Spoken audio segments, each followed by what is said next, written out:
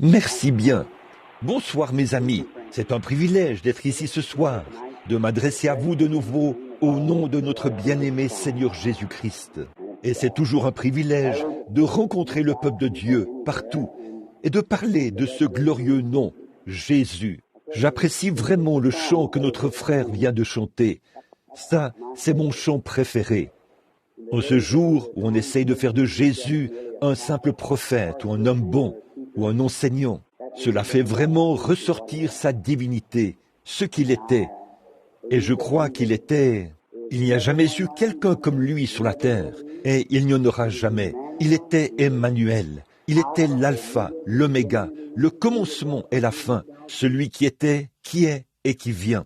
La racine et la postérité de David, l'étoile du matin. En lui habitait la divinité, en lui était Dieu.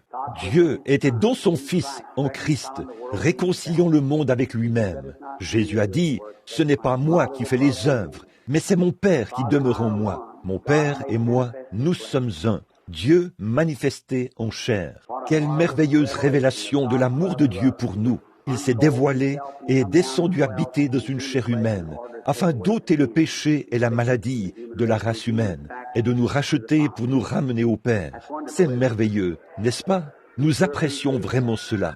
Bon, hier soir, je suppose que je vais devoir m'excuser un peu. Billy m'a retiré un peu tôt hier soir, parce que c'était un peu... Je me suis affaibli. Mais ces réunions, ce discernement, personne ne pourra jamais savoir ce que cela représente, à moins que ce soit simplement, il faut le vivre pour le savoir. Vous voyez, il n'y a aucun moyen d'essayer de l'expliquer. Il n'y a aucun moyen de le faire. C'est juste une expérience dont personne ne sait rien, si ce n'est ceux qui la vivent.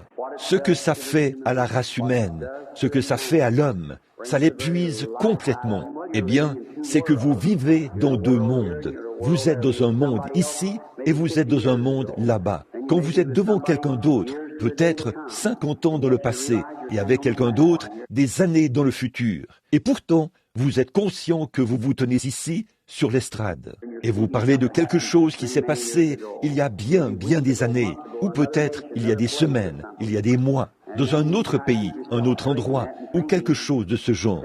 Et dans tout ça, vous essayez de rester lucide, tout en réfléchissant. Je vous le dis, c'est toute une affaire. Mais jusqu'ici, le Seigneur nous a bénis dans cette œuvre, et nous en sommes très heureux, et nous espérons maintenant que Dieu tirera gloire de la réunion. Maintenant, pour ce qui est des services de ce soir, je me suis dit, comme nous ne sommes qu'une petite poignée de personnes ici rassemblées, nos réunions n'ont été annoncées qu'ici, à l'échelle locale. C'est seulement pour les gens de la région.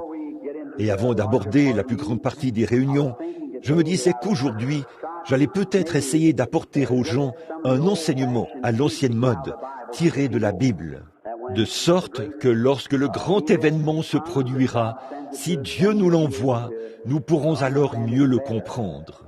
Après tout, la guérison divine n'est que l'appât sur l'hameçon pour attraper le poisson, comme vous le savez. C'est juste que c'est ce qui... Le poisson attrape l'appât et se fait prendre à l'hameçon. Donc, notre seul but ultime, c'est que des âmes soient gagnées à Jésus-Christ. Si Dieu vous guérit ce soir, il se peut que vous retombiez malade avant votre mort. Il se peut que vous soyez à nouveau malade dans un an ou dans 2 ans. Peut-être serez-vous malade dans une semaine ou dans un jour. Je ne sais pas. Mais ce qui est sûr, c'est que vous quitterez ce monde un de ces jours, parce que ceci, c'est juste rapiécé. Mais si jamais cette âme entre en contact avec le Saint-Esprit et qu'elle naît de nouveau, vous avez la vie éternelle. Peu importe ce qui arrive ici, vous ne périrez jamais. Jésus a dit, « Celui qui écoute mes paroles et qui croit à celui qui m'a envoyé a, c'est au temps présent, la vie éternelle. Elle ne vient point en jugement, mais il est, au temps passé de la mort à la vie. » Ça ferait de nous tous des méthodistes et nous nous mettrions à pousser des cris, n'est-ce pas? C'est vrai, de penser que Dieu a fait cela. Eh bien, ce n'est pas ma parole, c'est la sienne. Jean 5, 24. Dans Jean 6, Jésus a dit, « Celui qui mange ma chair et qui boit mon sang a la vie éternelle, et je le ressusciterai au dernier jour. » c'est vrai, celui qui mange ma chair et qui boit mon sang a, c'est au temps présent, la vie éternelle. Eh bien, cette éternelle, cela ne va pas juste d'un réveil à l'autre, mais cela dure toute l'éternité. Et maintenant, quant à certains d'entre vous, les ministres, qui sont assis là, vous savez que cette vie éternelle vient du même mot qui signifie la vie de Dieu. Le mot Zoé est un mot grec qui signifie la vie même de Dieu. C'est alors que nous devenons un fils ou une fille de Dieu, un descendant de Dieu, ayant en nous une partie de la vie de Dieu. Nous ne pouvons pas plus périr que Dieu peut périr, même si nous essayons de le faire. Nous avons donc la vie éternelle et nous serons ressuscités au dernier jour. N'est-ce pas merveilleux? Ça ferait que les baptistes et les méthodistes se serrent la main et poussent des cris, n'est-ce pas? Certainement, c'est vrai. C'est ça qui est bien avec la religion d'autrefois. Ça amène tout le monde à s'asseoir ensemble et à s'aimer les uns les autres. Certainement, cela élimine toutes les divergences et produit de nouvelles créatures. Cela amènera un smoking, une salopette, à se donner l'accolade et dire « Frère, comment ça va ?» C'est vrai, certainement. Cela amènera une robe de soie et une en calicot à se donner l'accolade et dire « Sœur, je vous aime ». C'est ce que ça fait, assurément. Ça aplanit les divergences. Riches ou pauvres, esclaves ou libres, nous sommes tous un en Jésus-Christ. Dimanche, au tabernacle, je vois tout un groupe de gens du tabernacle assis ici. Nous avons eu une leçon d'école du dimanche sur la rédemption par le sang. Et je me suis tellement emballé là-dedans que j'ai l'impression d'être encore dans une autre sphère, quelque part, sur la rédemption par le sang. Et ce soir, après que la famille est partie et qu'elle est venue tôt ici pour pouvoir assister au service de chant et tout, j'étais dans la pièce et il m'a semblé, je me suis mis à lire dans l'Écriture et j'ai trouvé quelque chose. Je me suis dit, eh bien, si le Seigneur le veut, je vais simplement parler de ça ce soir, pendant quelques instants.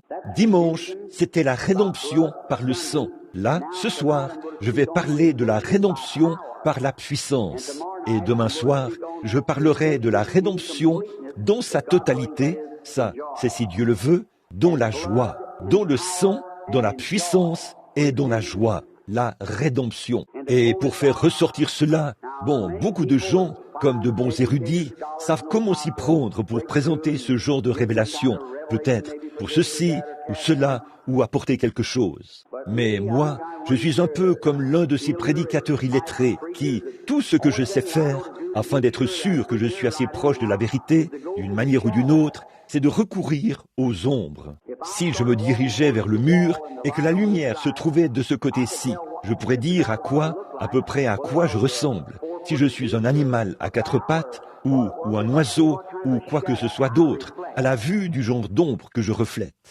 Or, l'Ancien Testament était une ombre du Nouveau Testament. C'était le négatif, comme la lune l'est pour le soleil. Le soleil brille sur la lune et elle reflète la lumière sur la terre. Et j'aime vraiment l'Ancien Testament. Il est plein de paraboles de ce genre, ou qu'il peut en contenir. Maintenant, le parfait, dans la Genèse, là, Dieu a fait le soleil d'abord et la lune ensuite. La lune et le soleil représentent Christ et l'Église. Exactement comme le soleil qui se lève dans sa puissance et sa gloire. Quand il se couche, il reflète sa lumière sur la lune, dans les ténèbres, pour éclairer la terre en l'absence du soleil. Jésus, lorsqu'il est parti, il est allé dans la gloire et a reflété sa lumière sur l'Église pour donner à l'Église la lumière de l'Évangile jusqu'à son retour. Oh là là! Et alors, ils se marieront. Ce sera merveilleux. Ce sera une grande lumière de la lune et l'agneau en est la lumière. On n'aura plus besoin du soleil dans la ville. Maintenant, pour avoir un petit aperçu, retournons dans l'Exode. Et j'espère que vous ne vous lasserez pas de ce que je parle, de ce qui est dans l'Exode. Une fois, dans mon église, de l'autre côté de la rivière, j'ai prêché, je crois, pendant environ 1 an et 6 mois sur Job. Tous les soirs, les gens revenaient. Je prenais juste un petit passage de Job pour continuer, et nous faisions voir cela d'un bout à l'autre de la Bible. Toutes les Écritures concordent l'une avec l'autre. Il n'y a aucune contradiction dans la parole de Dieu. Non, monsieur, elle est parfaite d'un bout à l'autre. C'est le seul livre qui a jamais été écrit, qui est inspiré comme ça, qui peut parfaitement... Il a été écrit par de nombreux écrivains, à des centaines d'années d'intervalle, et ce que chacun d'eux a écrit, dicté par le Saint-Esprit, concorde parfaitement. C'est pour ça que, comme tous ces autres livres, les Maccabées et tout, ne concordent pas avec ceci. Je ne les accepte pas. Pour moi, c'est ceci qui est la parole de Dieu. Et une femme m'a écrit une lettre dans laquelle elle a dit « J'étais en train de prêcher sur Job, assis sur le tas de cendres. » Elle a dit « Frère Branham, vous avez gardé Job sur le tas de cendres assez longtemps. Ne pensez-vous pas? Ça fait environ 6 semaines qu'il est là. » Elle a dit « Voyons, comptez-vous le relever de ce tas de cendres ?» Eh bien, j'ai dit « Quand le Saint-Esprit cessera de me donner les paroles là-dessus, je suppose que je vais devoir arrêter d'en parler. Mais tant qu'il continuait de me faire parler de Job, assis sur le tas de cendres, eh bien, je m'en tenais à ça. Et des âmes étaient sauvées. Donc, comme cet évangéliste qui était venu dans une ville, il a prêché un soir, il a prêché sur la repentance. Le soir suivant, il a prêché sur la repentance. Le lendemain soir, il a prêché sur la repentance. Après environ 4 ou 5 soirs, le conseil des diacres l'a rencontré et lui a dit « Frère, ne pouvez-vous pas prêcher autre chose que la repentance ?» Il a dit « Oh oui, que tous se repentent premièrement et je prêcherai sur autre chose. » Alors, c'est une bonne idée, qu'ils se repentent tous et ensuite nous pourrons prêcher sur autre chose. Très bien. Maintenant, voici un petit aperçu pour ceux ou surtout ceux qui n'étaient pas au tabernacle dimanche matin. Nous voulons revenir au chapitre 12. Mais ce soir, l'idée fondamentale de notre sujet se trouve dans Exode, chapitre 14, à partir du verset 13. Bon, dimanche matin, nous nous sommes arrêtés au verset 10, où on parlait de la rédemption par le sang. La plupart d'entre vous connaissent cette histoire, j'en suis sûr. Bon, nous savons que nous pourrions ouvrir les pages de ce livre et que nous pourrions tourner ces pages. Mais il n'y en a qu'un qui puisse ouvrir le livre, c'est Jésus-Christ. Jean a vu le livre, il était scellé et il a pleuré parce qu'il n'y avait personne dans le ciel qui pouvait l'ouvrir, personne sur la terre, personne sous la terre. Mais il y avait un agneau qui avait été immolé dès la fondation du monde. Il est venu prendre le livre de la main droite de celui qui est assis sur le trône, a ouvert les sceaux et a ouvert le livre. Il en a rompu les sceaux et il était digne, car il avait été immolé dès la fondation du monde. Parlons-lui ce soir et demandons-lui d'ouvrir cela pour nous en ce moment. Maintenant, Père bienveillant et plein d'amour, nous venons à toi. Nous nous adressons à toi premièrement au nom de Jésus. Nous prions maintenant, alors que nous nous tenons à l'abri ici, sous ce toit ce soir, et qu'à l'extérieur, l'orage s'abat. La pluie tombe en rafales et il vente. Nous sommes si reconnaissants d'avoir la maison de Dieu où nous pouvons entrer. Et nous sommes reconnaissants qu'il y ait une tour, un refuge. Tu as dit, le nom de l'Éternel est une tour forte. Les justes s'y réfugient et se trouvent en sûreté. Nous sommes si heureux de connaître le nom du Seigneur et d'y être entrés. Maintenant, nous te prions de nous ouvrir cette parole ce soir, Père. Puisse le Saint-Esprit venir et entrer dans la parole. Circoncis les lèvres de ce pauvre et humble serviteur et le cœur de ceux qui écouteront tes enfants. Puisse le Saint-Esprit prendre uniquement les paroles de Dieu et les placer dans chaque cœur, exactement là où elles sont nécessaires. Bénis-nous maintenant. Ce soir, renouvelle nos pensées par ton esprit. Que la gloire de ce service te revienne. Sauve les perdus. Guéris les malades. Ramène les rétrogrades à la maison, Seigneur. Et nous te donnerons la louange, car nous le demandons en ton nom, au nom de ton Fils bien-aimé, Jésus. Amen. Maintenant, prenez le verset 10 du chapitre 12 d'Exode. Nous lisions la rédemption par le sang, que Dieu avait prescrit qu'un agneau soit immolé dans chaque maison et qu'on n'en laisse rien. Les jugements s'abattaient et le dernier jugement était maintenant sur le point de s'abattre. Dieu allait accomplir sa parole à la lettre. Et tous ces jugements, à cette époque-là, était un signe parfait ou un type parfait des jugements qui sont sur le point de s'abattre maintenant. Et si vous remarquez, avant que le jugement s'abatte, bon, il se peut que les ministres ne soient pas d'accord avec moi sur ce point, ça ne fait rien. Mais avant que le jugement commence à frapper l'Égypte, Dieu a envoyé Israël en Goshen. Ils étaient en Goshen et aucune plaie n'a été déversée sur eux. Un type parfait de l'Église qui est transporté à travers la tribulation. Vous voyez? Très bien. Ensuite, là, la dernière plaie qui a frappé la terre ou qui a frappé l'Égypte, c'était la mort. Vous tous ici, qui êtes des lecteurs de la Bible, qui connaissez vos leçons d'école du dimanche et tout, on a peut-être abordé ça bien des fois. Mais la mort était le dernier ennemi qui a frappé l'Égypte. Et le dernier ennemi qui va maintenant frapper l'Église, c'est la mort, sur le plan spirituel. Ceux qui refusent de suivre Christ par le baptême du Saint-Esprit vont se dessécher et mourir spirituellement. Les églises, c'est ce qu'on voit en ce moment.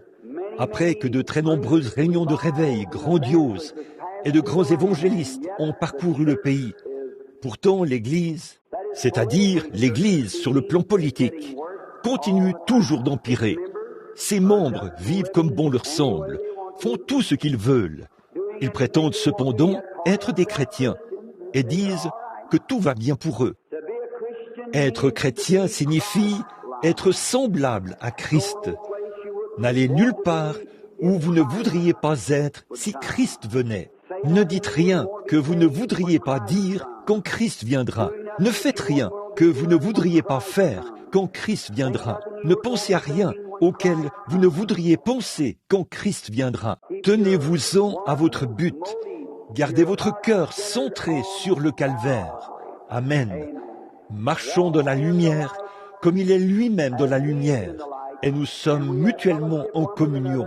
Et le sang de Jésus-Christ, le Fils de Dieu, nous purifie de toute iniquité, c'est-à-dire les méthodistes, les baptistes, et nous tous ensemble. Cela fait que nous sommes tous un en lui. Alors, la dernière chose, c'était la mort. Et avant que cette mort frappe, une expiation avait été faite pour cette mort, pour tous ceux qui désiraient y échapper. Et une expiation avait été faite avant la première destruction du monde antédiluvien. Dieu avait Noé, un prédicateur de la justice, et il a prêché pendant 120 ans pour inviter les gens à entrer dans l'arche. Et pour ceux qui ont délibérément refusé d'y entrer, il ne restait plus que le jugement. Et aujourd'hui, vous les hommes qui refusez de marcher dans la lumière de Christ, vous avez rejeté la miséricorde. Alors, il ne reste plus que le jugement. C'est tout. Vous ne pouvez aller qu'à droite ou à gauche. Et c'est vous qui faites votre choix. Maintenant, nous voyons qu'avant que cette nuit des plus terribles arrive, Israël avait reçu l'ordre, et ça nous l'avons déjà vu, de tuer l'agneau. Dieu a mené son Église dans un exode. Il la faisait sortir d'Égypte pour l'amener dans le pays promis. J'aime ça. Ils allaient là-bas pour prendre possession du pays.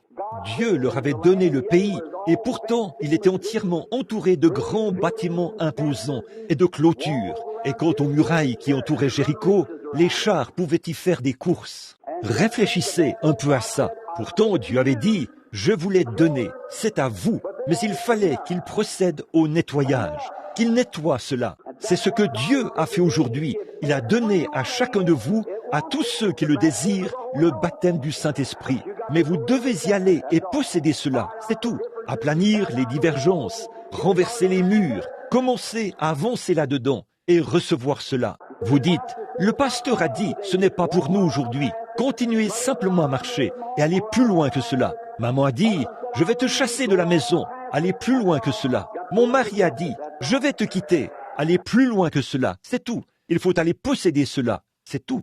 La guérison divine, c'est pour chacun de vous. Chacun de vous qui êtes assis ici ce soir et qui avez le cancer, des problèmes cardiaques, quoi que ce soit d'autre, Dieu a fait la promesse. C'est à vous, mais vous devez aller posséder cela. Bon, vous dites, eh bien, je ne me sens vraiment pas très bien. Ça n'a rien à voir. La promesse est à vous. Dieu vous l'a donnée. allez-y et tuez les Philistins d'un bout à l'autre. Éliminez tous les Héviens et les Amoréens. Tuez-les tous. Allez-y, emparez-vous-en. Dieu a dit, c'est à vous, allez prendre cela. Mais il n'a pas dit, bon, je vais y aller et tout balayer et vous bâtir de belles villes et faire en sorte que vous ayez la vie facile. Il n'agit pas comme ça. Il vous le donne, mais vous avez quelque chose à faire. Il est assez bon pour vous donner un pays. Il a dit qu'il vous aiderait et qu'il serait avec vous. Allez vous en emparer. Et si vous êtes malade ce soir, infirme, aveugle, sourd, muet ou quoi que vous soyez, allez vous en emparer. Dieu a dit que c'était à vous. C'est votre possession. Dieu vous l'a donné. Il leur avait dit qu'il leur donnerait ce pays. Il a envoyé un ange devant eux pour s'occuper du voyage, pour les amener là où le pays se trouvait. Regardez ces espions, quand ils y sont allés. 10 d'entre eux sont revenus et ont dit « Oh, nous n'y arriverons pas, c'est impossible. » Eh bien, nous sommes des scientifiques et nous avons examiné la chose. C'est impossible, selon la science. Nous ne pouvons pas le faire. Mais il y avait 2 hommes. L'un s'appelait Josué et l'autre s'appelait Caleb. Ils ne regardaient pas à l'aspect scientifique de la chose. Ils regardaient à ce que Dieu avait dit. Ils ont dit, nous en sommes capables. C'est vrai. Et ils ont ramené la preuve que c'était un bon pays. Je suis si heureux de cette preuve, pas vous, qu'il y a un bon pays juste au-dessus de nous. Et nous sommes en route ce soir. Alléluia. Très bien. Voici qu'ils étaient là, juste avant la rédemption. Dieu a exigé des enfants d'Israël de tuer cet agneau s'ils voulaient être certains d'être protégés et de mettre le sang sur le linteau, la partie supérieure de la porte, comme ceci, et sur chaque poteau. Puis ils devaient entrer et manger cet agneau, sans rien en laisser. Remarquez, l'agneau en entier, pas seulement une partie. Il fallait le manger sans rien en laisser.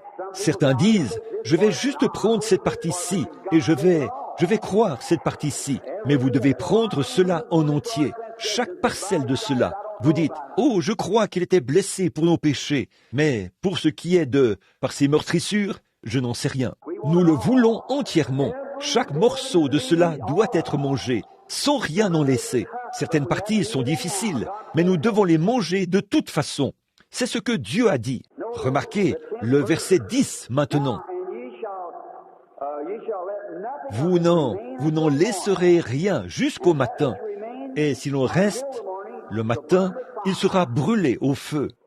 Ainsi donc, rien de tout cela ne doit rester. Tout, là, il a dit, quand vous en mangerez, ne le mangez pas cru ou détrempé, mais vous devez le manger bien cuit. J'aime ça. Les gens essaient de manger la parole de Dieu et ils la consomment comme si elle était crue. Ils la mâchent, la recrachent et tout. Ils disent, oh, je ne peux tout simplement pas l'accepter. Je ne peux pas la supporter. Ce n'est pas suffisamment cuit. C'est tout. Il a dit, faites-le cuire au feu. Le feu représente le Saint-Esprit. Laissez Dieu entrer premièrement dans votre cœur et il le fera cuire pour vous. C'est vrai, il le fera cuire, bien cuit et assaisonné. Et là, cela aura bon goût. Voyons, vous ne pouvez pas rester à l'écart comme ceci, à l'extérieur et dire « Oh, je ne sais pas si c'est pour moi ou pas. C'est peut-être pour une époque passée. » Recevez premièrement le Saint-Esprit et voyez ce que la guérison divine signifie pour vous à ce moment-là. Regardez ce que signifie pour vous une religion qui vient du cœur. Lorsque vous avez le Saint-Esprit ici pour faire cuire l'agneau quand il vient. Amen. C'est vrai. Faites cuire l'agneau premièrement, et vous devez avoir du feu pour le faire cuire. Ça doit être rôti. Oh là là, c'est là que c'est bon. Rôtissez cela, ça brûlera tout l'heure. Il n'y a pas longtemps, je me tenais près d'une grande fonderie, et j'ai remarqué combien ce feu était brûlant, et ça cuisait encore et encore. Et au fur et à mesure que ça chauffait, toutes les impuretés dans les métaux, dans l'or, remontaient à la surface, et on les enlevait. Puis, on augmentait un peu l'intensité du feu dans le haut fourneau. Et quand cela bouillonnait un peu plus, on en retirait différentes autres choses, de la pyrite et tout. La première chose à remonter à la surface, c'était la terre, comme de la terre et de la boue. Puis c'était des choses semblables à des minerais. Oh, des choses qui ne valaient rien. Le mercure et toutes ces choses remontaient et on les enlevait. Et ils continuaient à faire cela, jusqu'à la dernière chose qu'ils en retiraient, c'était de la pyrite. C'est l'or des fous. Vous savez, dans les gens, il y a beaucoup de choses en eux qui font qu'ils essaient de se duper les uns les autres quand ils sont chrétiens ou qui font semblant de l'être, en tout cas. Vous voyez? Mais laissez simplement le Saint-Esprit faire bouillir ces choses pour toutes les faire sortir. Cela ôtera aussi de vous tout l'or des fous. L'or des fous. Beaucoup de gens vont dans l'Ouest et on trouve, et ils pensent, qu'ils ont découvert une mine d'or. Ça brille plus que l'or, mais c'est de l'or des fous. Ça n'a aucune valeur. Ainsi donc, ils font cuire cela et enlèvent toutes les impuretés. Et ils continuent à le faire cuire encore et encore, jusqu'à ce que ce soit de l'or pur, que cela ait bouilli, jusqu'à ce qu'il ne reste que de l'or pur à 100%. Et c'est ce que Dieu fait dans son Église. Il déverse le Saint-Esprit sur elle et fait cuire tout ce qui est là, à l'intérieur, jusqu'à ce qu'il fasse sortir toute la mondanité, les différends, l'égoïsme et toutes ces choses, jusqu'à ce qu'il les fasse bouillir pour les faire sortir de chaque individu qui vient à lui. Amen. Et là, vous pouvez manger cela. Voici une autre belle pensée ici, au verset 11. Quand vous le mangerez, vous aurez, écoutez ceci, vos reins sains, j'aime ça, souliers aux pieds, bâton à la main, et vous le mangerez à la hâte. C'est la Pâque de l'Éternel. J'aime ça. Pendant que vous mangez, soyez prêts à partir. C'est ça le problème. Prenons Éphésiens, vers le chapitre 6 d'Éphésiens, et voyons ce que Paul y dit à propos de la préparation de l'Église. Éphésiens chapitre 6, à partir du verset 14 du chapitre 6. Tenez donc ferme, ayez à vos reins la vérité pour ceinture, revêtez la cuirasse de la justice, mettez pour chaussure à vos pieds le zèle que donne l'évangile de paix. Et prenez par-dessus toute chose le bouclier de la foi, avec lequel vous pourrez éteindre les traits enflammés du malin. Prenez aussi le casque du salut et l'épée de l'esprit, qui est la parole de Dieu. Vous voyez Paul qui équipe un homme pour le champ de bataille, pour la marche.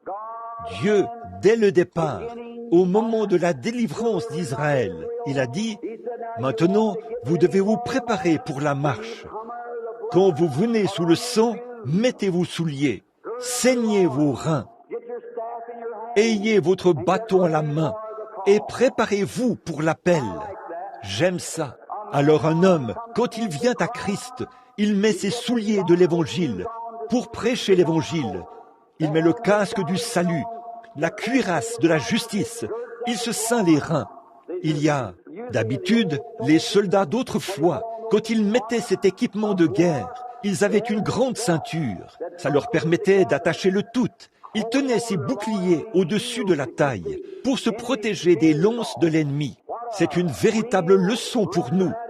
Et quand la taille commençait à s'affaiblir, qu'ils penchaient le bouclier, ils resserraient leur ceinture, ils la serraient davantage. Quelle image parfaite pour aujourd'hui, quand vous commencez à avoir l'impression de vous relâcher, ou quand le diable dit « ça ne sert à rien », avancez la main et resserrez un peu la ceinture, tenez l'épée d'une main un peu plus ferme et avancez. J'aime ça, soyez prêts pour la marche. Chaque homme qui marchait sous ce sang cette nuit-là avait reçu l'ordre de rester là, de ne pas sortir jusqu'à ce que l'ordre de marcher soit donné. Et chaque homme qui est né de l'Esprit de Dieu et qui entre en Christ a la vie éternelle. Il met son bouclier, sa cuirasse, il se tient prêt et il lui est interdit de bouger jusqu'à ce que l'ordre de marcher soit donné. Oh, n'est-ce pas merveilleux? N'êtes-vous pas content d'en être entièrement revêtu ce soir, vous, les soldats? Autrefois, il y avait un conducteur de chant au tabernacle. Notre chanson thème était « La lutte fait rage, ô soldats chrétiens, que chacun garde bien son rang, l'armure qui luit contre l'ennemi, le bien et le mal sont en jeu. La lutte fait rage, mais restez tranquilles. Courage, et dans sa force, tenez bon. Si Dieu est pour nous, sa bannière sur nous, oui, nous chanterons le chant de la victoire. Beaucoup de ces vieux saints sont dans la tombe, mais un de ces jours, là-bas, dans un nouveau monde, quand ils viendront dans le pays promis, la bannière de la croix sera sur nous et nous chanterons le chant de la victoire. Là, nous serons assis au souper des noces ce soir-là, autour de la table, cette grande table, longue peut-être de 160 000 kilomètres, et les saints lavés par le sang seront assis autour de cette table. Je veux marcher le long de la table et serrer la main de chacun d'eux. Amen, en poussant des cris. Vous voulez m'entendre crier? Attendez que j'arrive là-bas. Regardez-moi, je ne suis pas encore assez grand pour cela. Mais remarquez, nous sommes en marche maintenant. Préparez-vous, nous partons. Voici un tableau triste avant que nous arrivions à notre leçon proprement dite. Ça se trouve au verset 38, là. Écoutez. Et une multitude de gens de toute espèce montèrent avec leurs troupeaux. C'est là qu'Israël a fait une erreur. Le surnaturel s'était produit. Des gens non convertis les ont suivis à cause du surnaturel, ce qui a fini par leur attirer des ennuis. C'est ce que nous remarquons par la suite ici, vers le verset 42 et le verset 43. Le Seigneur, lorsqu'il avait parlé à Moïse, avait dit « Personne d'autre que ceux qui étaient sacrifiés pouvaient manger le sacrifice, ou plutôt que ceux qui avaient été circoncis. Aucun étranger, aucune personne du dehors, personne d'autre que ceux qui avaient été circoncis ne devait en manger. » Et quelle honte nous avons aujourd'hui, en ce jour-ci, mes amis bien-aimés, de voir qu'à l'Église, tous ceux qui font partie de l'Église prennent la communion. Et c'est mal. Seuls ceux qui sont rachetés, c'est uniquement ceux-là qui en sont dignes. Ésaïe a parlé et a dit, « Les tables du Seigneur seront pleines de vomissements. » Il a dit, « À qui enseignerai-je la doctrine? À ceux qui sont sevrés de la mamelle. » Il a dit, « C'est précepte sur précepte, règle sur règle, un peu ici et un peu là. Et retenez ce qui est bon. » C'est Dieu qui parlait, sachant qu'en ce jour où nous vivons, l'Église serait tellement politisée qu'on laisserait tout et n'importe qui entrer. Tant qu'ils auraient leur nom dans le registre de l'Église, ils seraient membres, ils prendraient la communion. Et la Bible dit, « Celui qui en mange et qui en boit indignement est coupable envers le corps et le sang du Seigneur. » Jean chapitre 13, c'est Jésus qui parle. Dans 2 Corinthiens chapitre 11, Paul a dit des années plus tard que celui qui mange et boit ceci indignement sera coupable envers le corps et le sang du Seigneur. Que chacun s'éprouve soi-même, a-t-il dit, avant de prendre cela. Je suis en train de citer l'Écriture, c'est vrai. Celui qui mange et boit sans discerner le corps du Seigneur, mange et boit un jugement contre lui-même. Et c'est pour cela qu'il y a parmi vous beaucoup de malades et d'infirmes, et qu'un grand nombre sont morts. Assurez-vous que vous êtes en règle avec Dieu. Voici que c'est présenté ici par l'ombre, que ce n'est réservé qu'aux circoncis. Peu importe combien un homme était loyal, combien il était l'Église juive, il fallait qu'il soit un prosélyte. Il fallait qu'il soit un vrai croyant circoncis pour pouvoir prendre la communion ou manger la Pâque. Oh, combien nous avons dévié aujourd'hui. Maintenant, dépêchons-nous là, et Dieu les a fait sortir ce soir. Nous prenons maintenant le verset 13 du chapitre 14.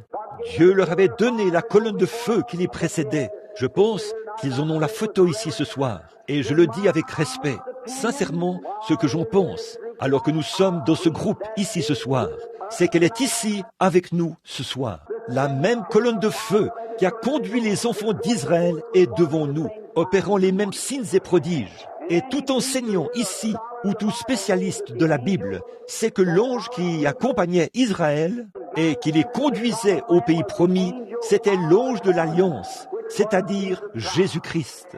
Et aujourd'hui, Jésus-Christ, le même hier, aujourd'hui et éternellement, marche devant ce groupe que vous voulez traiter d'exalté, si vous le voulez. Très bien, il avance et conduit de victoire en victoire. Gloire à Dieu. Dans les nations, en ce temps-là, ils étaient méprisés, haïs, rejetés, repoussés par les nations et traités de tous les noms. C'est pareil aujourd'hui pour le vrai croyant. Vous, dans vos églises, vous savez que quand vous prenez position pour Christ et que vous défendez la vérité, toute l'Église dit, regardez-le, il a perdu la raison, il est devenu fou.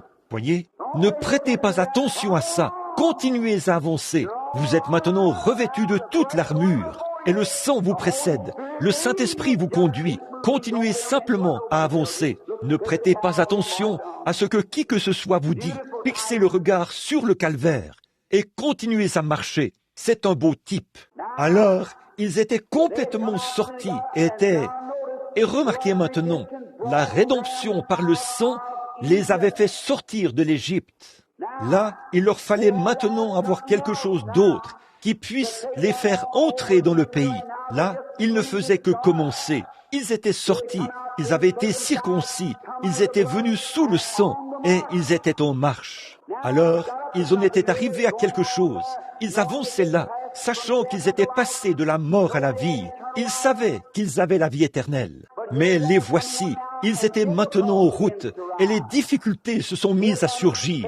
Voici l'armée de Pharaon qui est arrivée à leur poursuite pour les capturer. Les ennuis ont commencé. Écoutez, Dieu est pour nous un refuge et un appui, un secours qui ne manque jamais dans la détresse. Oh, j'espère que vous voyez cela. Voyez, le voici, sachez. Mais écoutez le verset 13 maintenant. Moïse dit au peuple, ne craignez point.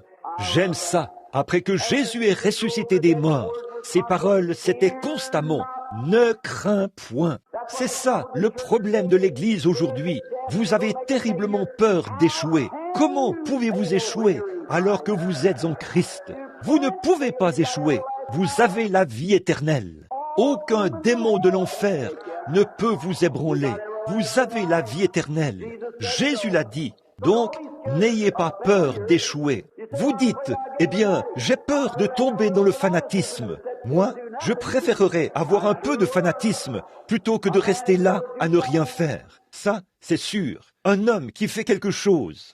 On dit au sujet de Balaam ici qu'un homme est venu lui demander du travail. Et il a dit, signe ton nom ici. Il a sorti son crayon pour signer. Il lui a dit, où est ta gomme à effacer? Il a répondu, je ne fais pas d'erreur. Il a dit, je ne peux pas t'utiliser. Tu ne feras rien. C'est vrai. Si vous ne faites pas d'erreur, c'est que vous ne faites rien. Allons-y, frères. Soyons à l'œuvre, actifs. J'aime ce qu'a dit Longfellow ici. Ne me dites pas, en rythme mélancolique, que la vie n'est qu'un rêve creux, et que l'âme qui sommeille est morte, et que les choses ne sont pas ce qu'elles semblent être. Il a dit, oui, la vie est réelle, et la vie est sérieuse, et la tombe n'est pas sa fin, car poussière tu es, à la poussière tu retournes, n'a pas été prononcé pour l'âme. Soyons actifs, toujours à l'œuvre, le cœur vaillant, prêt à lutter, pas comme le bétail qu'il faut pousser, faire avancer. Soyez un héros. N'attendez pas que les gens vous convainquent de venir à Christ. Prenez position comme un homme ou une dame. Acceptez-le et avancez dans la victoire. Amen. C'est ce que Dieu veut. Des soldats robustes et prêts. Il se peut que vous ne pesiez pas 46 kilos, mais vous pouvez quand même avoir le teint rosé, frère, être rempli de puissance, si vous laissez Dieu agir selon sa volonté. J'ai vu des hommes qui pesaient 90 kilos, mais qui n'avaient rien d'un vrai homme en eux. C'est vrai, très bien. Remarquez, Moïse répondit au peuple, ne craignez rien, restez en place et regardez la délivrance que l'Éternel. C'est bien, continuez simplement à marcher, ne soyez pas effrayés. Si vous avez accepté Christ comme votre sauveur, continuez à avancer. Frère Branham, je veux le baptême du Saint-Esprit. Continuez simplement à avancer. Ne craignez rien. Vous dites, je suis malade en ce moment, frère Branham. Je ne peux pas aller plus loin. Ne vous lassez pas. Continuez simplement à avancer. Voyez le salut de notre Seigneur. Acceptez-le. Continuez simplement à avancer. Comment cela va-t-il se passer?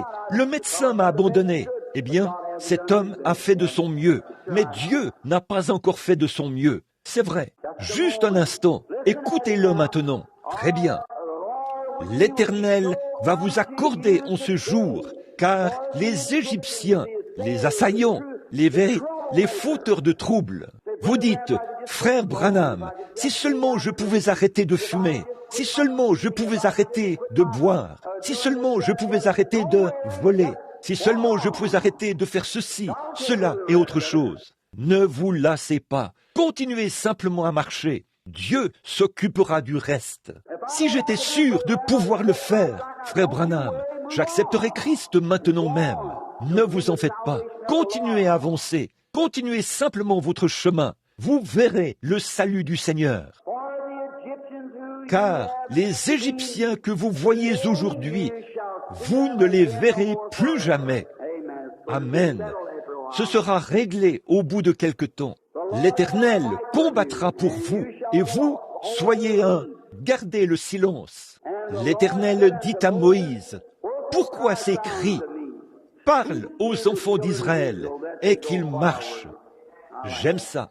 N'essayez pas de dire, disons, « Eh bien, j'ai adhéré à l'Église il y a 10 ans, frère Branham. J'étais un bon membre loyal. C'est très bien, j'apprécie cela. Mais avançons ce soir. Dieu continue à avancer. Les gens d'aujourd'hui, ici, ils font machine arrière et disent, eh bien maintenant, la science, il y a 150 ans, la science en France disait, si jamais un homme atteignait la vitesse vertigineuse de 50 km à l'heure, la gravitation l'élèverait de la Terre et il disparaîtrait. 50 km à l'heure? Il roule maintenant environ 2500 km à l'heure. On n'entend jamais la science faire référence à cet homme-là. C'était très bien à son époque, mais on vit à une autre époque maintenant. C'est vrai. Mais nous, les prédicateurs, oh non, la guérison divine? Maintenant, laissez-moi voir ce que Saint Moody, Finney, Knox, Calvin et d'autres ont dit à ce sujet. C'était très bien à leur époque, mais nous avançons, nous allons de l'avant. Nous avons autre chose. Jésus a dit là, dans la parabole du semeur, qu'un semeur est sorti et a semé des semences. Et l'ennemi est venu et a semé de l'ivraie parmi le blé. Il a dit, laissez-les croître ensemble. Vous parlez constamment du monde qui devient de plus en plus méchant, mais vous ne voyez pas qu'en même temps, l'Église devient de plus en plus puissante. Elle se lève, elle est là, dans le champ. Oh, elle est un petit troupeau, mais frère, Dieu est avec elle, et elle triomphera, aussi sûr que Christ est ressuscité des morts. Amen. L'Église de Dieu ne faillira jamais. Les portes du séjour des morts ne prévaudront point contre elle. Cela montrait qu'elles s'élèveraient contre elle, mais qu'elles ne pourront pas prévaloir. L'Église triomphera, grâce au sang de Jésus-Christ, par une marche victorieuse. Je suis convaincu de ceci. Dieu aura une Église sans tache, ni ride, ni aucun défaut. Amen. Et je m'en réjouis beaucoup. Maintenant, si je suis dans cette Église-là, Amen. Frère Branham, comment y entre-t-on? Par une lettre? Non. Comment y entre-t-on? Par la naissance. On y entre par une naissance. Ça fera 45 ans, le 6 avril prochain, que je suis dans la famille Branham. Et ils ne m'ont jamais demandé d'adhérer à leur famille. Je suis né Branham. Je serai toujours un Branham. Je suis né chrétien en Jésus-Christ. Je serai un chrétien parce que Dieu l'a décrété ainsi par élection. Il nous a appelés par la grâce de son propre Fils bien-aimé. Nous l'avons accepté et nous avons reçu la vie éternelle par une poignée de main, par une adhésion, par une lettre, par un seul esprit. Nous avons tous été baptisés pour former un seul corps, Jésus-Christ. Et là, nous sommes devenus concitoyens du royaume. Je réfléchissais aujourd'hui, alors que je m'étais retiré pour prier, au fait que c'est juste de ce jour-ci que nous aurons à répondre. Je n'aurai pas à répondre de la génération qui m'a précédé ou de la génération qui viendra après moi. Mais au jugement, je devrais me tenir avec cette génération-ci. Et j'ai dit, regarde là-bas, sur cette enseigne, la photo d'une femme en train de boire de la bière. ou quelque chose du genre. Et on y dit qu'elle avait le souffle coupé, ou quelque chose comme ça. J'ai dit, oui, et la vie coupée aussi. Très bien. Voilà, c'est ça. J'ai dit, quelle honte. Malgré toutes les prédications, et je dis, on dirait parfois, je le disais à ma femme, j'ai dit, on dirait parfois que ça ne sert à rien, mais je dois malgré tout être la voix de l'avertissement. Peu importe ce que les gens en font, je dois prêcher l'évangile malgré tout et rendre témoignage de la résurrection et de la puissance de Jésus-Christ. Qu'ils abandonnent cela et tournent le doigt cela. Dieu les jugera au jugement pour l'avoir fait. Ma responsabilité, c'est uniquement de prêcher. Et c'est pareil pour les autres ministres qui prêchent l'évangile. Donc, j'aime vraiment cela. Remarquez, allez de l'avant maintenant et vous verrez la gloire de Dieu. Mais écoutez, le verset 16 maintenant, nous lisons ceci. Lève la verge. La verge, c'était la verge du jugement. Eh bien, ce n'était pas la verge de Moïse, c'était la verge de Dieu. Si vous remarquez, Moïse a pris cette verge et l'a levée comme ceci, et les puces sont venues. Il l'a étendue sur les eaux, et elles se sont changées en sang. C'était la verge du jugement de Dieu. Et cette même verge, saisissez cela, c'est avec cette même verge qu'il a frappé le rocher, et un creux s'est formé sur le côté du rocher, et de l'eau est sortie du rocher. Eh bien, ce rocher, c'était Christ, et c'était le jugement de Dieu. Le jour où tu en mangeras, ce jour-là, tu mourras. Il a frappé Christ au calvaire, et a subi cette mort amère et atroce. Aucun homme ne pourrait jamais décrire ce que c'était, ou ne le fera jamais. Là, Dieu a placé tout le jugement divin sur lui. Et l'a frappé sur le côté, et de son côté sont sortis de l'eau, du sang et l'esprit, pour notre rédemption. Les gens peignent des tableaux où ils le représentent parfois avec une robe autour de lui ou quelque chose du genre sur la croix. Ce n'est pas vrai. Ils ont dépouillé cet homme et lui ont fait subir tout ce qu'il y avait de plus grossier et vulgaire. Mais il fallait qu'il le vive. Il était là, lui, le plus élevé et le plus fidèle de tout ce qui a jamais été ou sera. Et voilà qu'il était exposé, nu, sur la croix, blessé, frappé, saignant, couvert de crachats moqueurs qui pendaient sur son visage, ayant sur sa tête une couronne d'épines en guise de moquerie. Mais c'est là qu'il a vaincu la mort, le séjour des morts, le péché, la maladie et la tombe, et qu'il a payé le prix pour nous tous. On dit souvent, de temps en temps, c'est à ce moment-là qu'il a arraché l'aiguillon de la mort. C'est là que Paul a dit, « Oh mort, où est ton aiguillon ?» On m'a dit que beaucoup d'insectes, les abeilles et tout, ils ont un aiguillon, et que ces aiguillons sont venimeux. Mais une fois qu'ils piquent, ils perdent leur aiguillon. À un moment donné, la mort avait un aiguillon, mais sur le calvaire, Christ a ôté l'aiguillon de la mort. Alléluia! Oh, quand j'y pense, là-bas, il a arraché l'aiguillon de la mort, pour moi et pour vous, tout l'aiguillon de la mort. Paul a dit, quand on était sur le point de le décapiter, dans la prison romaine, il a dit, « Mort, où est ton aiguillon ?» Il a indiqué le calvaire, et c'est là que l'aiguillon a été ôté de la mort. « Tombe, où est ta victoire ?» Il a dit, « Mes grâces soient rendues à Dieu, qui nous donne la victoire par notre Seigneur Jésus-Christ. » Amen. Très bien. La verge, le jugement, étons-la. Couvre-la, la mer, et fonds-la. Et les enfants d'Israël entreront là, au milieu de la mer, à sec. Et moi, je vais endurcir le cœur des Égyptiens, pour qu'ils y entrent après toi.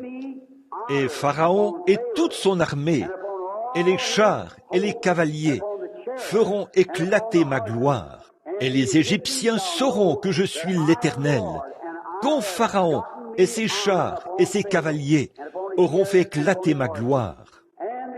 L'ange de Dieu. Écoutez, resserrez le harnais maintenant.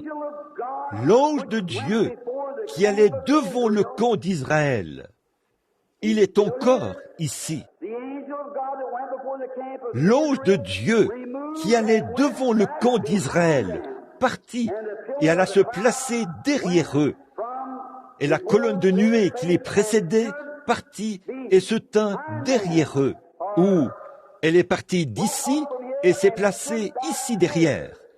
Un intermédiaire au temps de la détresse. Quand les ennuis commencent à vous guetter, la maladie de tous côtés, les ennuis, l'ange de Dieu se lève, se place entre vous et la maladie et se tient là, sur le chemin, et vous met au défi d'accepter la parole de Dieu.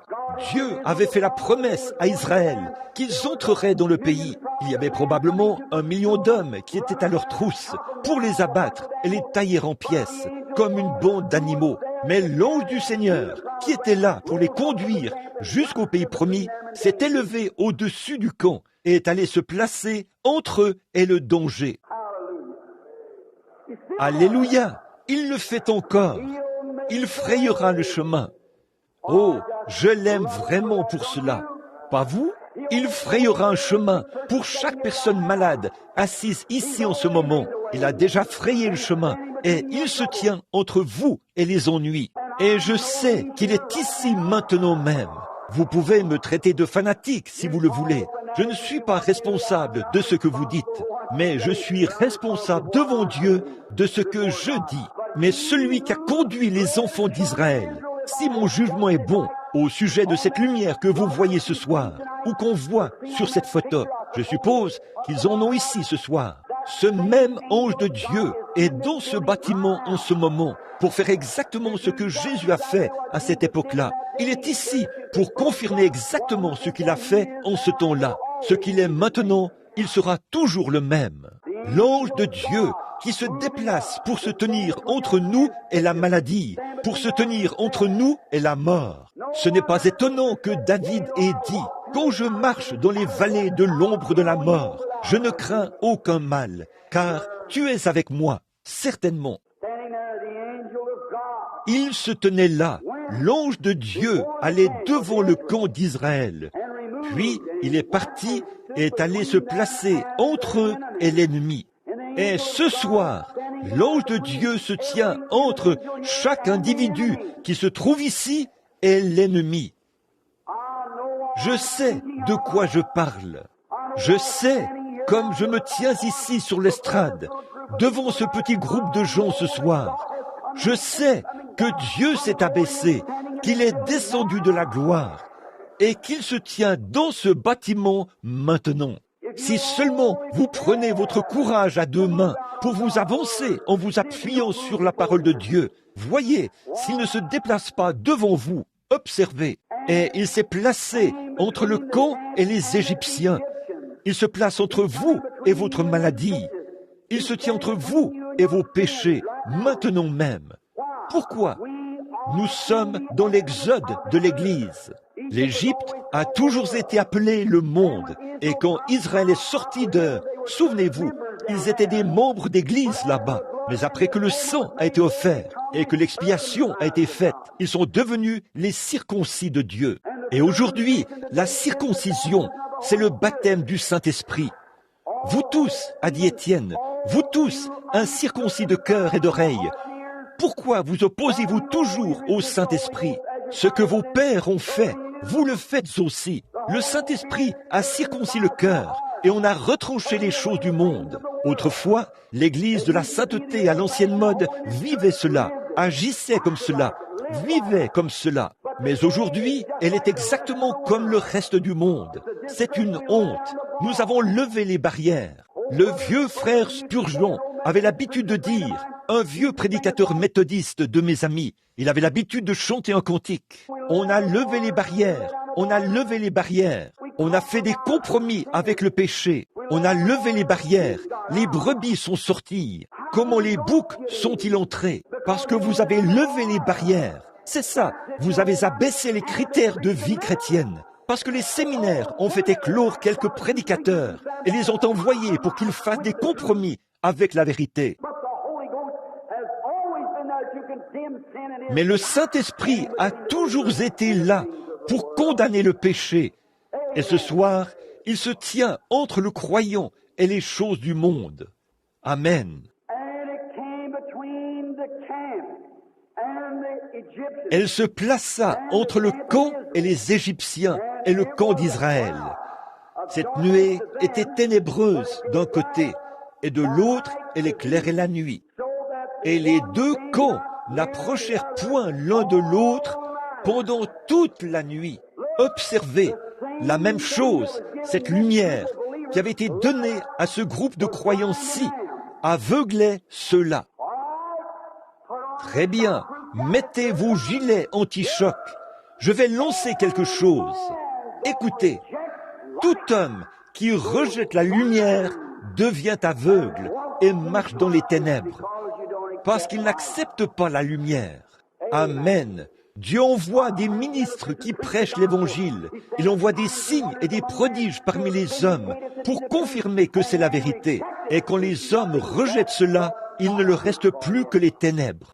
Marchez dans la lumière pendant que la lumière brille, mon frère.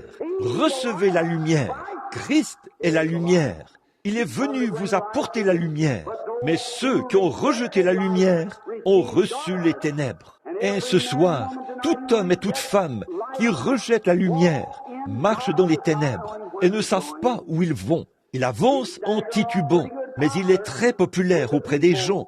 Mais on se demande où il en est dans la présence de Dieu. Remarquez ça, comme c'est merveilleux là. Pour les uns, il était lumière, et pour les autres, ténèbres. Alors, les Israélites, après que Moïse avait prié, ils pouvaient se coucher en paix. Maintenant, regardez bien. Moïse étendit sa main sur la mer, et l'Éternel refoula la mer par un vent d'Orient qui souffla avec impétuosité toute la nuit. Il mit la mer à sec, et les eaux se fondirent. Les enfants d'Israël allèrent au milieu de la mer à sec. Si vous remarquez, les enfants d'Israël qui étaient sortis des ténèbres et avaient accepté la lumière, quand ils ont eu des ennuis, la lumière s'est retournée et ils ont dormi toute la nuit. Et pendant qu'ils dormaient, Dieu a envoyé un vent qui a soufflé sur la mer, leur ouvrant un chemin pour s'échapper. Alléluia à l'agneau. Ce soir, je suis si heureux d'avoir été rempli du Saint-Esprit. Pendant que nous dormons, que nous nous réjouissons, que nous nous reposons sur la promesse de Dieu.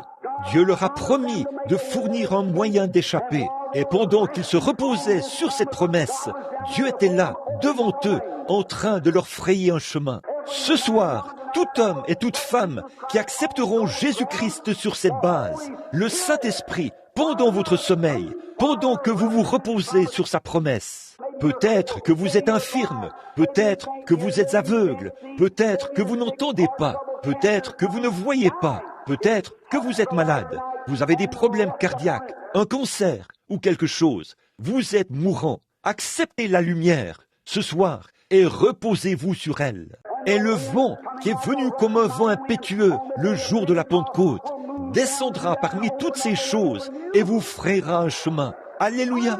Afin que vous traversiez cette vallée de la maladie et que vous reveniez dans le pays de la santé. Vous traverserez ce pays des religions froides, formalistes, enchaînées, indifférentes. Un cœur rempli du Saint-Esprit, heureux, tout joyeux, plein de joie. Dieu montre sa puissance et c'est ce qu'il montrait. Excusez-moi, je parle trop fort. Il montre la rédemption par la puissance. Il a montré le sang là-bas pour une chose. Ici, il a montré sa puissance par son sang, par la rédemption. Il a montré sa puissance pour échapper à la mort par le sang. Il a montré sa puissance pour fournir un moyen d'échapper par la rédemption de la puissance. Et aujourd'hui, vous qui avez accepté, amen, vous qui avez accepté le sang de Jésus-Christ pour vous purifier du péché, la puissance du Saint-Esprit est ici pour vous conduire au baptême du Saint-Esprit. La puissance de Dieu est ici pour vous transformer, vous faire passer de la maladie à la santé. Dieu continue à avancer dans l'exode de son Église. Elle commence à fleurir et après un moment, Dieu rassemblera son grain. C'est merveilleux. Elle sort des ténèbres pour entrer dans la merveilleuse lumière. Nous aimons vraiment cela. J'aime vraiment cela. Ce que cela signifie pour mon âme ce soir. Mes amis, vous, je parlais aujourd'hui à un homme qui m'a rencontré quand j'étais dehors. Il a dit, j'ai essayé de le dire aux gens. Il a dit, j'ai beaucoup changé, Billy, depuis que tu étais jeune. Il a dit, tu avais l'habitude de venir me dire à mon bureau que je devrais me mettre en règle avec Dieu. Je devrais être en règle avec Dieu. Et il a dit, je me moquais un peu de toi. Mais a-t-il dit, Billy, les choses ont changé maintenant. Il a dit, je sais maintenant de quoi tu parles. Je me suis dit, gloire à Dieu. Il a dit, j'essaye d'en parler aux autres. A-t-il dit, ils changent de sujet et se mettent à parler d'histoires drôles dans le journal ou quelque chose comme ça. Oh, ce n'est pas moi. Ce gars-là qui vit au coin de la rue, il pourrait mourir. Il est le suivant. Peut-être que son numéro est le suivant. Et nous ne savons pas quel numéro est le suivant. C'est peut-être le vôtre ce soir, mon ami. Ceci pourrait être le moment où Dieu vous appelle. Dieu, le glorieux Saint-Esprit, qui se tient ici ce soir, entre la mort et la vie, qui se tient ici ce soir, entre la maladie et la santé. Je sais de quoi je parle. C'est vrai, en ce moment même, le même Saint-Esprit que vous ressentez maintenant, chaque personne née de nouveau ressent forcément cet esprit dans la pièce. C'est inévitable. Si vous avez un tant soit peu de vie, vous savez qu'il est là. Très bien. C'est comme un aimant. Quand un grand aimant s'approche du matériau, il se met à bouger, à glisser tout doucement. Pourquoi? Plus ça s'en rapproche. C'est comme ce gros aimant qu'on avait fait descendre une fois, ici, à Hammond, dans l'Indiana. Je les regardais ramasser des copeaux par terre. Ils ont actionné un grand levier. Un gros aimant est descendu. Tous les copeaux avaient été balayés et rassemblés au milieu de la pièce. Quand ça s'est approché, tous ces copeaux ont été attirés par l'aimant. Le fer, ils ont quitté le sol et sont montés pour s'attacher à l'aimant. Puis, on a arrêté l'aimantation. Ils sont tombés dans le cubilot et on les a moulés à nouveau. Il restait beaucoup de copeaux d'aluminium sur le sol. J'ai dit, pourquoi ne sont-ils pas montés? Il a dit, ces copeaux ne sont pas magnétisés par l'aimant. J'ai dit, gloire à Dieu. J'ai dit, pourquoi ceux qui sont ici par terre ne sont pas montés? Ce morceau de fer, si. Il a dit, si vous remarquez, c'est fixé là par un boulon. Et c'est à peu près comme beaucoup de gens ce soir, mes amis. Vous êtes devenus un membre d'église, mais vous n'avez pas été magnétisé par le baptême du Saint-Esprit. Et vous laissez quelque chose vous enchaîner, une divergence d'opinion. Ça vous enchaîne. Mais un de ces jours, un grand aimant viendra de l'Est, appelé le Fils de Dieu. Il balayera ce pays. Et toute personne qui est morte en Christ ressuscitera avec lui pour aller dans l'au-delà. Et ces vieux corps seront changés. Ils seront à sa ressemblance et formeront son propre corps glorieux dans lequel nous vivrons au siècle des siècles, libérés de la maladie, libérés de la vieillesse, libérés de toute autre chose. Et nous serons dans la gloire de Dieu pour vivre éternellement dans sa présence bénie. Amen. Que cela ne vous effraie pas. Je me sens religieux en ce moment, certainement, très bien, car je sais que mon Rédempteur est vivant et que dans les derniers jours, il se tiendra sur cette terre. Quand les vers de ma peau détruiraient ce corps, de ma chair, je verrai Dieu, je le verrai moi-même, mes yeux le verront et non ceux d'un autre. Ne pensez pas que je suis fou, je ne le suis pas. Si c'est le cas, laissez-moi tranquille. Je suis plus heureux comme ça que comme j'étais avant. Oui, monsieur, laissez-moi rester comme ça. Oh, certainement, fou aux yeux du monde, car ce que le monde appelle folie, Dieu l'appelle bénédiction. Vous devez perdre la raison aux yeux de ce monde, parce que, quoi? Vous n'êtes pas de ce monde. Quand vous franchissez cette ligne de démarcation, vous devenez des concitoyens du royaume de Dieu. Oh là là, c'est bon, n'est-ce pas? C'est que vous êtes devenu une nouvelle créature. Oh là là, changez par rapport à ce que vous êtes maintenant. Vous êtes maintenant les fils de Dieu. Nous sommes maintenant assis ensemble dans les lieux célestes. Non pas nous le serons dans le millénium, nous le sommes maintenant. Maintenant même, nous sommes les fils de Dieu. En ce moment même, nous sommes assis ensemble dans les lieux célestes, en Jésus-Christ. Pas seulement dans l'Église, en Jésus-Christ. Le Seigneur Jésus ressuscité est ici. Il est ici dans sa puissance. Il est ici dans sa puissance de rédemption. Il est ici pour l'Exode. Il est ici pour amener chaque membre d'Église à être en communion avec lui. Il est ici pour amener chaque pécheur, peu importe le niveau de votre bassesse. Il est ici pour amener la puissance de sa résurrection dans votre vie et faire de vous une nouvelle créature. Tenez, il y a quelques années, toutes les religions du monde se sont rencontrées. Je crois que c'était à Londres, en Angleterre ou ailleurs. Je ne me souviens plus très bien, mais quand ils parlaient tous de leurs différentes églises, les mahométans et les bouddhistes et tout, il y avait là un homme qui représentait l'église américaine de la sainteté. Je crois que son nom était Jean VIII. Quand son tour de prendre la parole est arrivé, il s'est levé. Toutes les religions étaient représentées dans ce grand rassemblement. Il a raconté l'histoire de Dame Maccabée, combien elle était méprisable. Elle s'était fait arrêter dans l'Oklahoma. Elle avait un cigare au bec et conduisait elle dépassait les limites de vitesse. Elle conduisait une diligence dans les rues. Elle avait commis tant de meurtres. Elle était si répugnante et si méchante que, quand il est venu le moment de lui appliquer du goudron et des plumes, ils n'ont même pas voulu la toucher, de peur d'être contaminés. Ainsi donc, il a raconté cette histoire avec tant d'émotion que tous les auditeurs étaient vraiment captivés.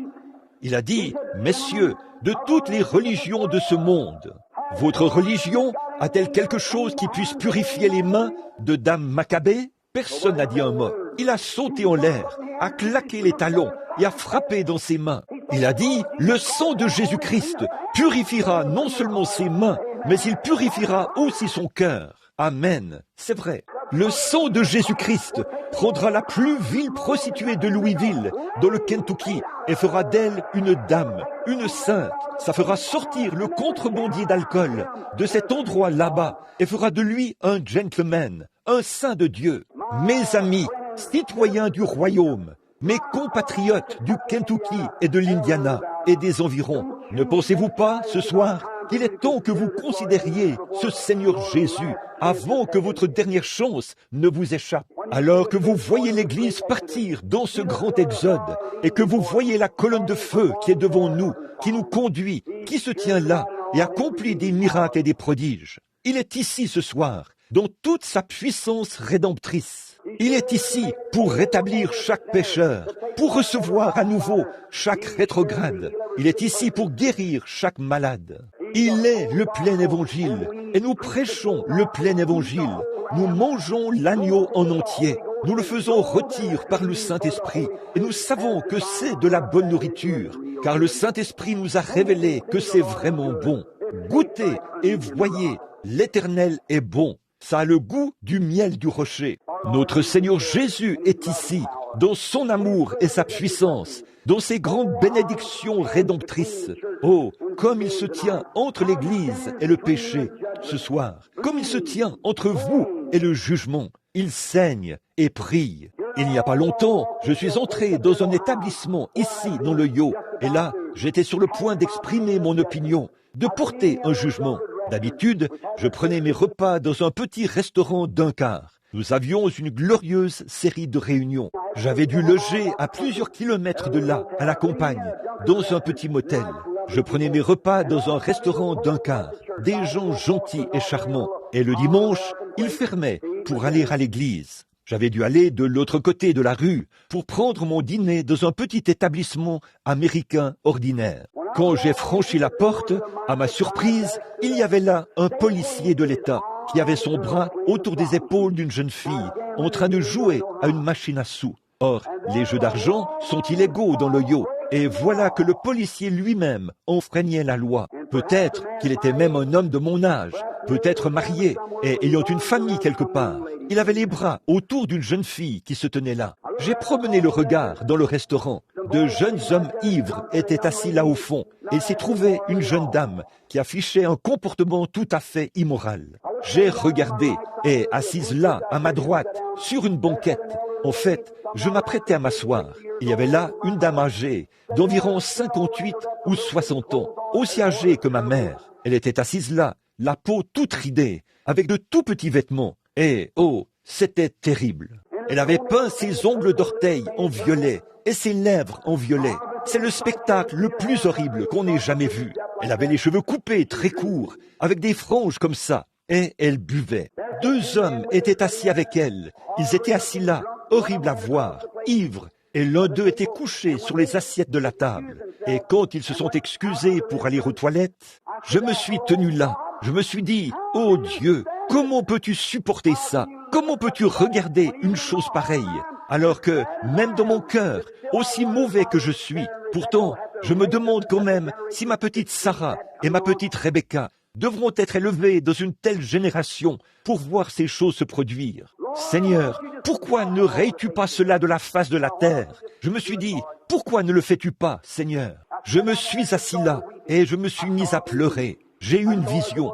J'ai vu, pour ainsi dire, le monde tournoyer dans les airs. Et il y avait un arc-en-ciel autour de ce monde. Et quelqu'un qui me parlait a dit, ça, c'est le sang de Jésus-Christ qui entoure ce monde et qui l'empêche de le détruire. Si jamais Dieu voit le péché, le jour où tu en mangeras, ce jour-là, tu mourras. Chaque homme qui est sous ce sang que voilà a son libre arbitre. Il peut faire son choix.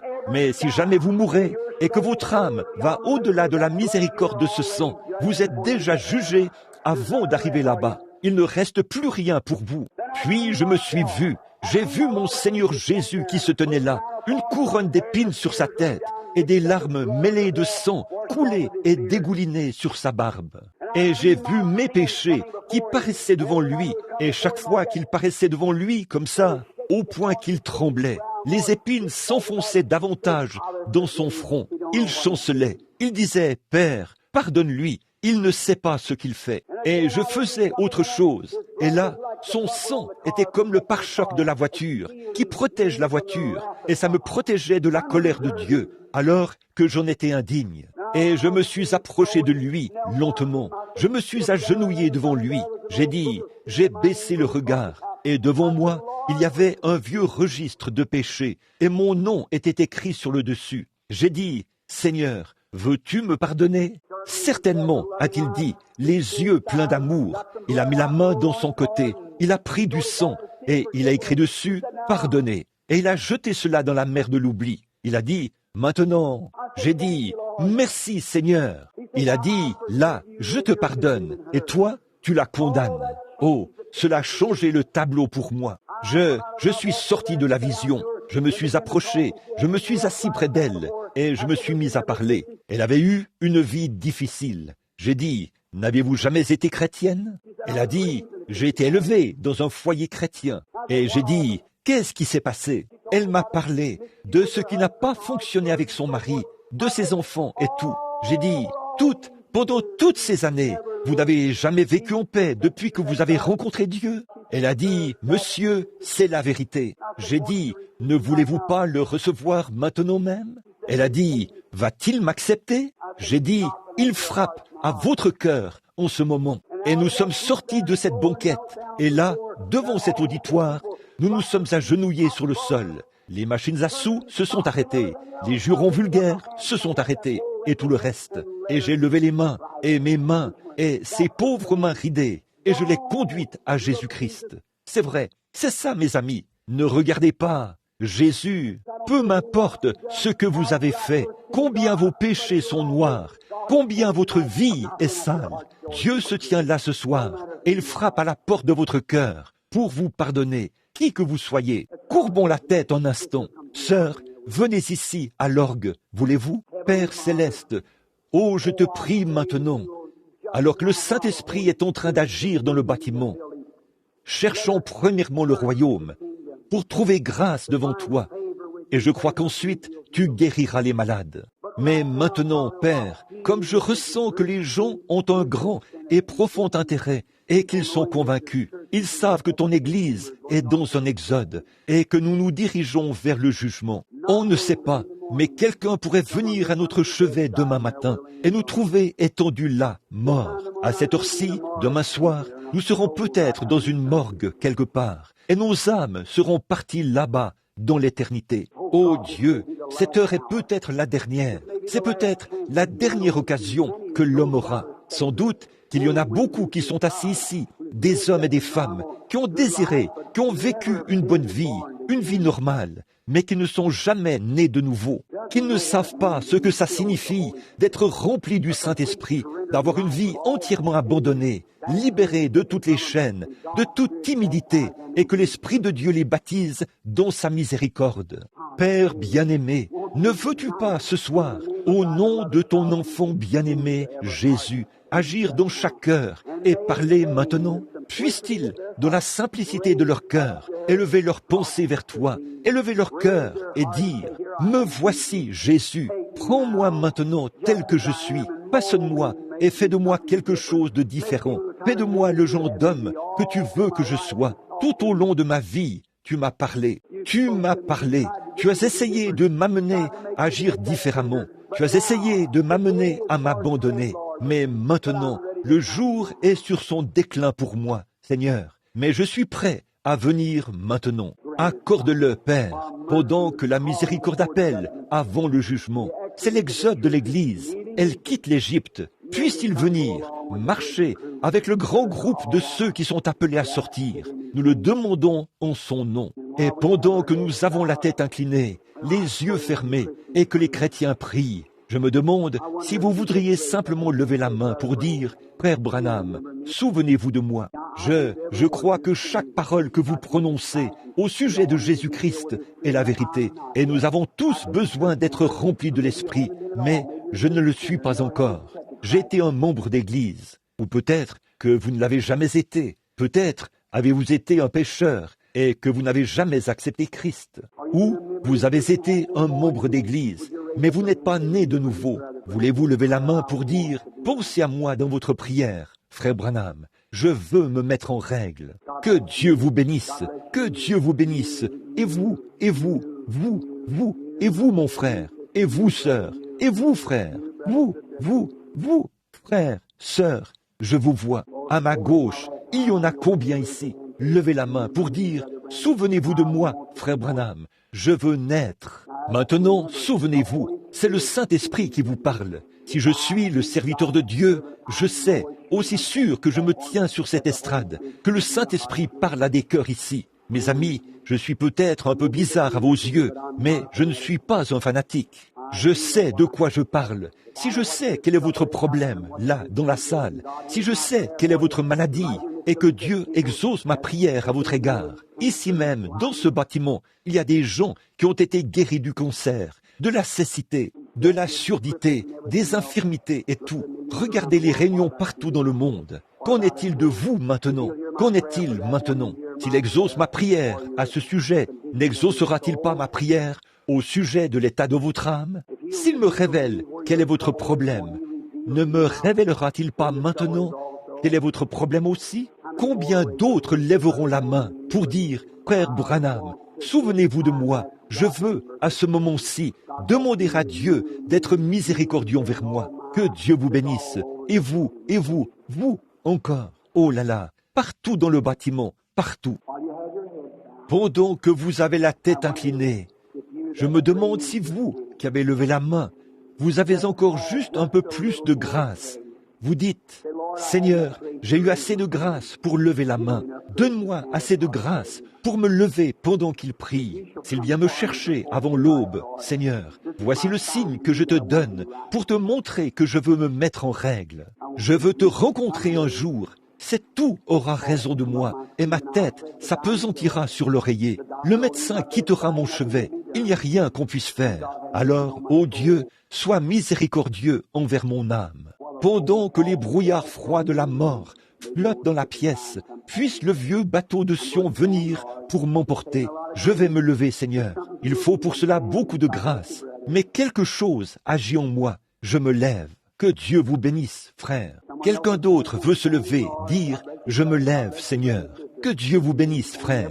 Que Dieu vous bénisse, frère, sœur. Restez simplement debout. Tous ceux qui veulent qu'on se souvienne d'eux dans cette prière, pour le salut de leur âme, veuillez vous lever. Que Dieu vous bénisse. Que Dieu vous bénisse, jeune homme. Que Dieu vous bénisse, monsieur. Que Dieu vous bénisse, frère. Que Dieu vous bénisse, ma sœur. Que Dieu vous bénisse, sœur. Vous, frère, quelqu'un d'autre veut se lever maintenant et dire, me voici.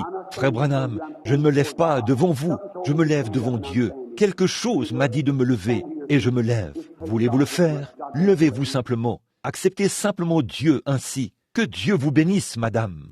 Il y en a davantage. Que Dieu vous bénisse, madame. C'est ça, la pauvre maman qui tient son petit bébé, qui essaie de se lever, les larmes aux yeux. Ne voulez-vous pas venir? Levez-vous encore. Que Dieu vous bénisse, madame. Une dame âgée s'est levée là-bas. Elle est très âgée. Elle sait qu'elle devra se tenir devant Dieu un de ces jours. Que Dieu vous bénisse. Qui est le prochain qui se lèvera et dira « Je vais me lever ». Restez simplement debout pour la prière. Quelqu'un d'autre? J'ai l'impression qu'il y a quelqu'un d'autre qui veut se lever. Peut-être que vous voulez simplement être un peu plus près de lui. Ne remettez plus ça à plus tard. Levez-vous simplement. Voulez-vous le faire? Vous qui voulez être plus près de Dieu, que Dieu vous bénisse. C'est ça. Est-ce que quelqu'un... Que Dieu vous bénisse, madame. Oui, monsieur. Il y a au moins 3 autres personnes. Je regarde tout droit vers eux en ce moment, qui devraient se lever, parce que l'ange de Dieu se tient là. Que Dieu vous bénisse, madame. C'est ça. Maintenant, très bien, frère, qu'en est-il? Très bien. Et l'ange du Seigneur est là, je le sais, je le vois, et je sais que quelqu'un devrait se lever maintenant même. Je vais attendre encore un instant. Que Dieu, vous savez qu'il frappe à votre cœur. Il se tient là, mon ami. C'est lui qui vous dit de vous lever. Ne voulez-vous pas le faire? Levez-vous et acceptez-le maintenant même. Très bien. Êtes-vous sûr maintenant? Si Dieu vous appelait ce soir, au cours de cette réunion, cette prédication, cette invitation vous retrouvera là-bas quand vous mourrez. Qu'aurez-vous fait de cela? Si vous n'êtes pas sûr et certain, levez-vous maintenant, afin qu'il voie que vous voulez accepter, marcher dans la lumière. Maintenant, notre bienveillant Père Céleste, tes chers enfants que voici ont les cœurs attendris. La parole est descendue dans leur cœur ce soir. La foi vient de ce qu'on entend, et ce qu'on entend vient de la parole. Et tu as entendu, tu as adouci leur cœur. Beaucoup sont debout, des hommes et des femmes, des garçons et des filles. Ils t'ont confessé comme leur bien-aimé sauveur et conducteur. Et puisse l'ange de Dieu, qui est maintenant ici ce soir, puisse-t-il les guider dans la vie, puisse-t-il être guidé vers le calvaire maintenant même, dans leur cœur, et accepter Jésus comme leur sauveur. Puisse le Saint-Esprit, par le sang de Christ, descendre dans leur âme pour ôter toute indifférence et les remplir du baptême du Saint-Esprit.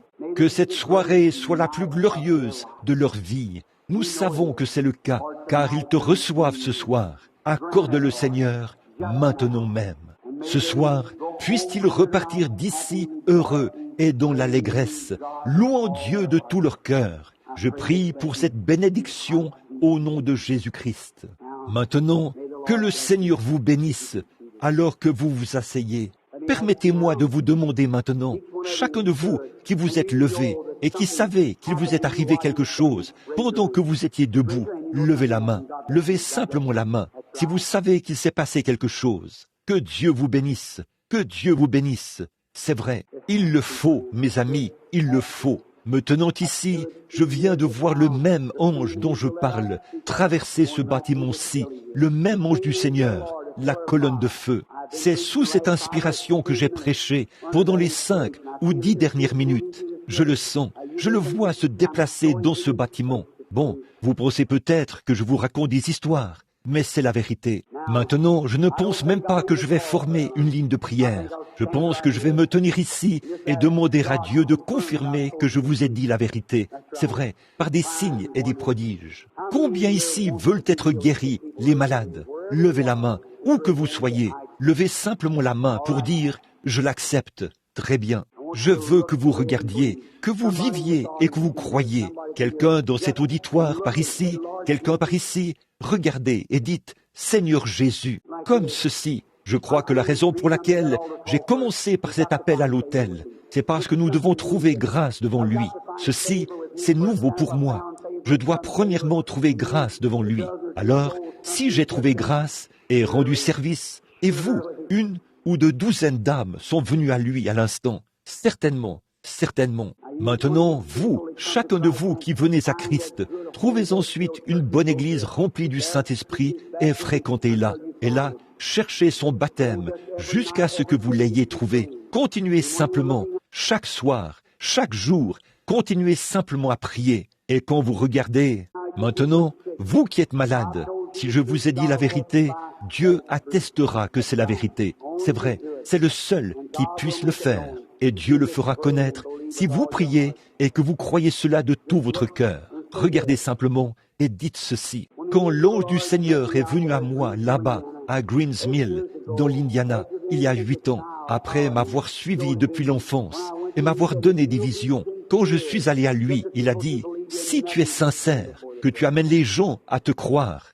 rien ne résistera à la prière. Alors, il pourrait faire pour vous maintenant la même chose qu'il pouvait faire en ce temps-là. Il est ressuscité des morts. Et il, là, l'auditoire, là, devant lui, il sait ce qu'il y a sur chacun de vous, ce que vous avez fait, ce qu'est votre problème, tout à ce sujet. Croyez-vous cela? Alors, croyez-le de tout votre cœur. J'ai remarqué un jeune homme qui est assis ici, qui croit, qui essaie de croire, qui a la foi. Croyez-vous que Dieu me fera savoir ce qui ne va pas chez vous? Vous croyez? S'il le fait, accepterez-vous votre guérison? Vous avez des problèmes cardiaques, pas vrai? Et si je vous disais maintenant que vous en êtes guéri, le croiriez-vous? Levez-vous un instant. Vous avez un cœur qui palpite et un souffle au cœur. Ça vous dérange depuis un certain temps. Le seul moment, quand vous vous allongez, ça vous étouffe. Vous avez beaucoup de battements, de palpitations, pas vrai? Parce que ça provoque une indigestion dans l'estomac et ça remonte par les veines. N'est-ce pas vrai? Ça ne vous dérangera plus. Gardez simplement ce que vous avez en ce moment. Vous pouvez rentrer chez vous et être en bonne santé. Je ne lis pas dans vos pensées. Je vous suis parfaitement inconnu. Vous êtes juste un homme qui est assis là. Pas vrai? Je ne vous ai jamais vu de ma vie et je ne sais rien à votre sujet. Est-ce vrai? Croyez que le Seigneur est ici. En fait, jeune homme, je veux vous demander quelque chose et vous verrez si c'est la vérité ou pas. Il y a quelques instants, quelque chose d'étrange est venu subitement sur vous quand je me suis mis à parler de l'aiguillon qui a perdu son dard. N'est-ce pas vrai? N'avez-vous pas eu une sensation étrange alors que vous étiez assis là? Pas vrai? Ne m'avez-vous pas regardé au même moment et mon regard n'a-t-il pas croisé le vôtre au même moment? C'est à ce moment-là que vous avez été guéri de votre problème cardiaque, à cet instant-là. Amen. C'est exact, il est ici. Je ne lis pas dans vos pensées, mes amis. Je dis seulement la vérité. Et Dieu confirme que c'est la vérité. Vous, qui êtes assis là, à côté de lui, qu'en pensez-vous? Croyez-vous? Croyez-vous que je suis le prophète de Dieu? Croyez-vous que si Dieu, vous, qui êtes assis devant, ici, au premier rang,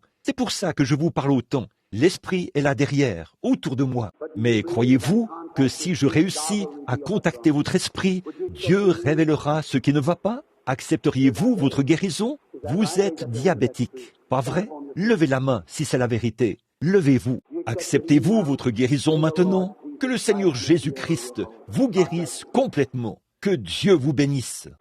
Ayez la foi. Quelqu'un croit par ici. Ayez la foi de tout votre cœur.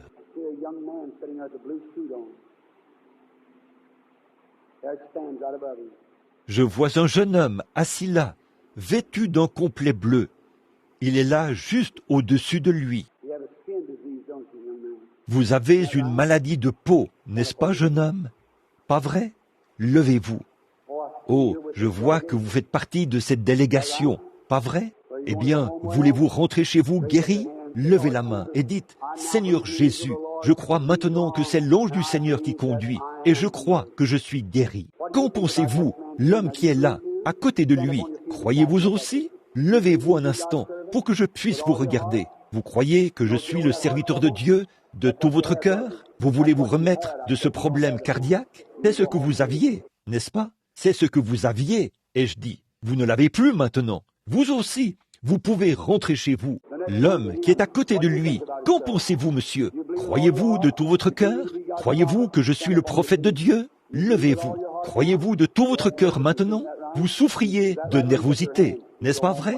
Voyez, pas vrai? Levez la main. Vous pouvez rentrer chez vous guéri maintenant. Jésus-Christ vous guérit. Qu'en est-il du suivant? L'homme qui est là, dans la rangée. Croyez-vous de tout votre cœur? Levez-vous. Croyez-vous que je suis le prophète de Dieu, que je suis son serviteur? Vous croyez qu'il me dira, ce qui ne va pas chez vous pour que vous acceptiez votre guérison, c'est dans votre gorge, pas vrai? Rentrez chez vous et soyez guéris au nom de Jésus-Christ. N'importe qui d'autre dans ce bâtiment qui veut être guéri peut se lever et recevoir sa guérison. Si vous m'avez cru en tant que serviteur de Dieu, levez-vous. Que Dieu vous bénisse. Problèmes gynécologiques, cancer, les voilà qui s'en vont. Que Dieu soit béni. Chacun de vous, levez la main vers Dieu.